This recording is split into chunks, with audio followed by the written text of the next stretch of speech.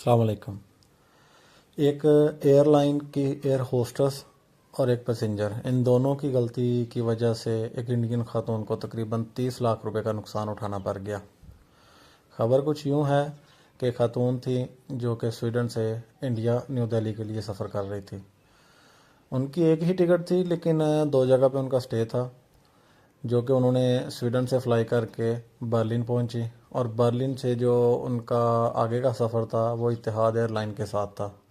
Berlin से उन्होंने Abu Dhabi आना था और अबू धाबी से दिल्ली। उस खातून के पास तकरीबन जो स्वीडन करेंसी है उस हिसाब से 24 लाख स्वीडन करेंसी थी। उसके अलावा उनके पास कुछ ज्वेलरी थी, और ये दोनों जो है ना, ये कानूनी तौर पे लीगल थी, करेंसी भी और ज्वेलरी भी। हालांकि ऐसा अमूमन होता है कि जो मनी लॉन्ड्रिंग के केस हैं वो काफ़ी एयरपोर्ट पे सामने आते हैं, लेकिन उनकी करेंसी भी लीगल थी और उनकी ज्वेलरी भी लीगल थी। तो स्वीडन से जब उन्होंने सफ़र किया तो वो बर्लिन पहुंची हैं। बर्लिन पे उनका कुछ स्टे था, और बर्लिन से आगे उन्होंने इत्तेहाद एयरलाइन के ज़रिए जो है अबू धाबी आना था।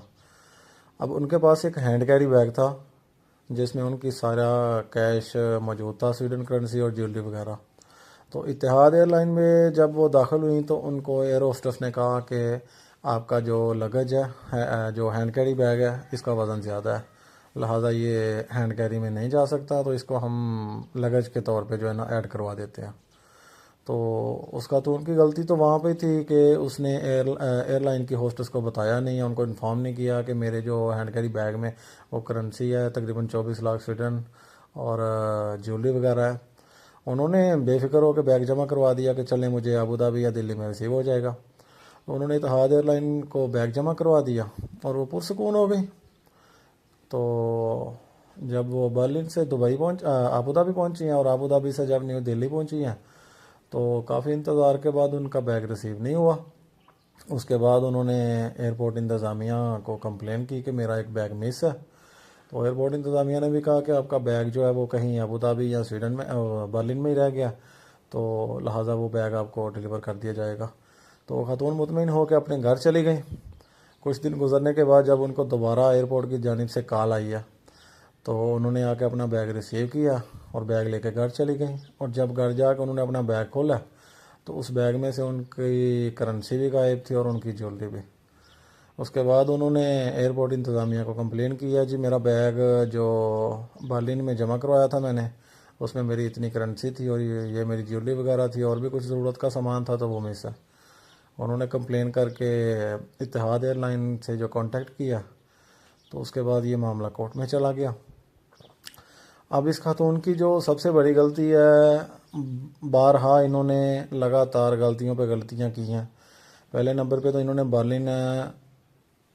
बर्लिन पे जब ये इत्तेहाद एयरलाइन में सवार हुई हैं तो इन्होंने एयर होस्टेस को इन्फॉर्म नहीं किया कि मेरा जो हैंड कैरी आप लगेज में कन्वर्ट कर रहे हैं उसमें मेरा ये सामान है या मेरी करेंसी है। अब कोर्ट में प्रूफ करने के लिए तो इन मोहतरमा के पास कोई प्रूफ नहीं था। तो जब इत्तेहाद एयरलाइन वालों ने अपनी कार्रवाई की है उन अपने तौर पे, तो उनको तो कोई रिज़ल्ट नहीं निकला। लिहाजा उन्होंने तो यही बयान दिया कि जो एयरलाइन इंतज़ामिया है, जब तक उसको इन्फॉर्म नहीं किया जाता, उसको क्लियर नहीं किया जाता कि हमारे बैग में ये सामान है, तब तक तो इत्तेहाद एयरलाइन जो है ना वो ज़िम्मेदार नहीं है। अगर हमें इन्फॉर्म किया जाए तो हम ज़िम्मेदार हैं। बहरहाल फिर भी इत्तेहाद एयरलाइन वालों ने उस खातून को इंडियन करेंसी में 75,000 रुपये अदा किए, लेकिन वो खातून इनकार कर रही है, वो नहीं ले रही। एयरलाइन वालों की जानब से तो ये पेमेंट जो है ये इस वजह से दी गई है कि इन खातून को जो ज़हनी परेशानी हुई है या कोई भी इनको प्रॉब्लम आई है तो उसके बस जो है ना वो 75,000 इंडियन करेंसी में उनको अदा कर रहे हैं। लेकिन गलती तो खुद खातून की है, क्योंकि उनके पास प्रूफ करने के लिए कुछ है नहीं। एयरलाइन वालों ने कहा कि इन्होंने जब कंप्लेन किया एयरपोर्ट पे तब भी इन्होंने क्लियर नहीं किया। एयरपोर्ट से ये बैग रिसीव करके अपने घर ले गई हैं, घर में जाके इन्होंने बैग खोला है, दोबारा इन्होंने वापस आके एयरपोर्ट पे जो है ना कंप्लेन किया। तो लिहाजा बताने का मकसद यही है कि आप के पास अगर गोल्ड में कोई आइटम है या आपके पास कैश में करेंसी है, तो अगर आप कोई भी हैंड कैरी बैग लगेज में कन्वर्ट करवाते हैं तो उस वक़्त आप उनको पूरी डिटेल ज़ाहिर करें। अगर वो मुतमईन नहीं होते या आपको कोई प्रूफ नहीं देते हैं तो आप एक छोटी सी वीडियो बना सकते हैं जिसमें आप अपनी जो चीज़ें हैं वो कल को कोर्ट में प्रूफ कर सकें। तो अगर आपको जानकारी अच्छी लगी है तो बराए मेहरबानी अपने दोस्तों से भी शेयर कीजिए ताकि किसी और की भी मदद हो सके।